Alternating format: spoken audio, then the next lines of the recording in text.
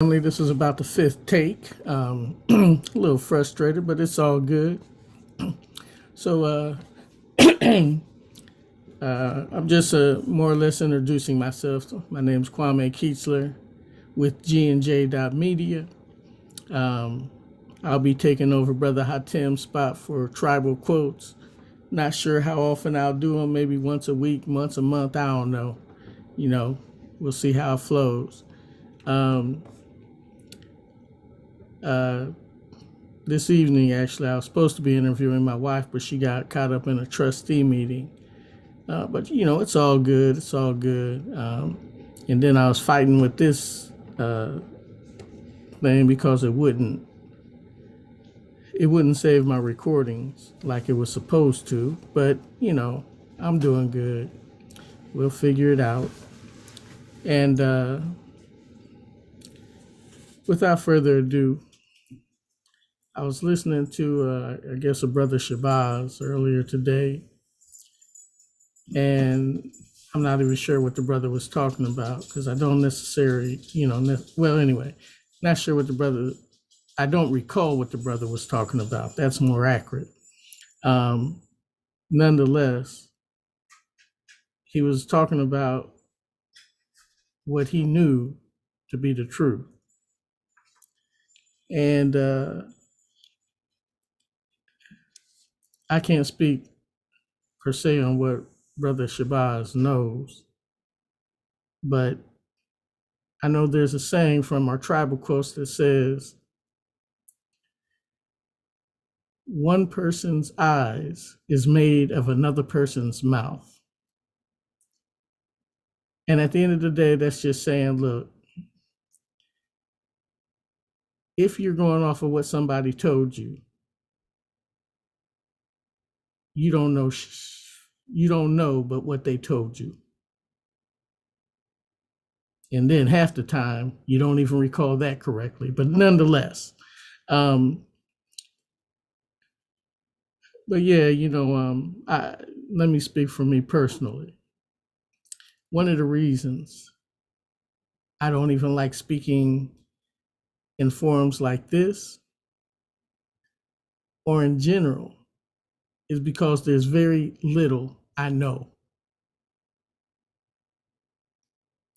Particularly as a blind man, I have to rely on what I hear and what people tell me. And again, when I'm relying on what someone tells me, that's secondhand information.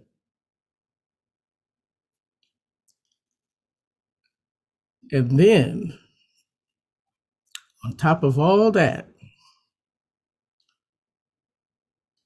is what they perceive true, that they can relay it to me for truth. Because again, many of us are under illusions, delusions, and confusions. And so I would just offer an admonishment, advice, take it as you will. Be careful when you talk about what you know. Well, I guess I'll share this with you. Most of you know. Well, anyway, I'm a brother who likes his math. And my favorite in math is geometry. And geometry is built on these things called axioms. Axioms are what we call accepted truths. Accepted truths. You may ask the question, well, why do we accept them to be true if they're not facts? Well, we accept them to be true because we have found practical applications whereby the truths that we derive from them stand up today. In other words, those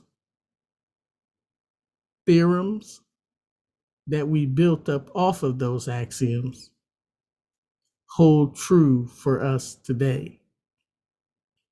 So now, when we talk about what we know. Well, in math, we say when it's a theorem, we know it. It's a fact. That's that, right? And then, of course, we get down to, well, what are these axioms built on?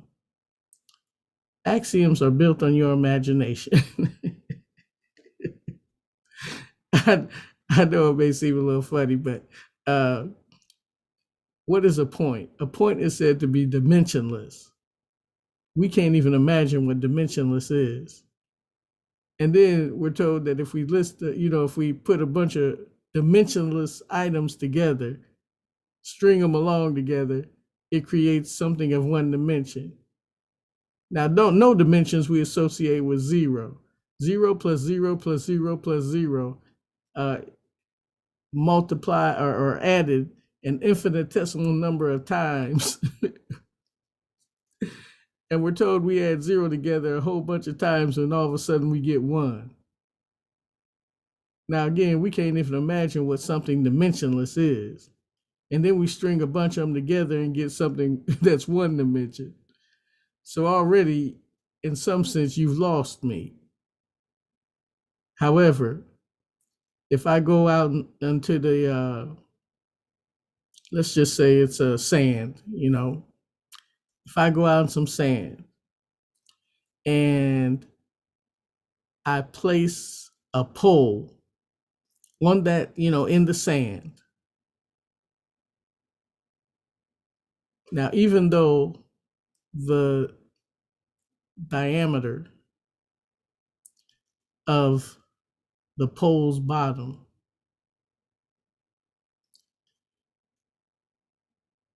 is greater than a point, abstracting or concretizing, if you will, the abstraction of a point to where I have placed this pole in the ground, that makes it a practical application. And based on that practical application, I can put another pole in the ground somewhere else. I can put a string or line between those two poles, and that will give me a conception of a line as a practical application of a line. In other words, taking the abstract idea of a group of dimensionless items stringed together, creating a dimension, an item of one dimension. And in truth, you can't even see an item of one dimension. That's why a lot of our geometry was dealing with, or dealt a lot with two dimensions, because you need both length and width before you can begin to see things. And in order to see things, you'd have to be in a third dimension. But anyway, I don't want to go into higher geometry on you and all. I just wanted to say that be careful of what you think you know, and be even more careful of what you say you know. Because at the end of the day, you only know what you've been told by and large. One love.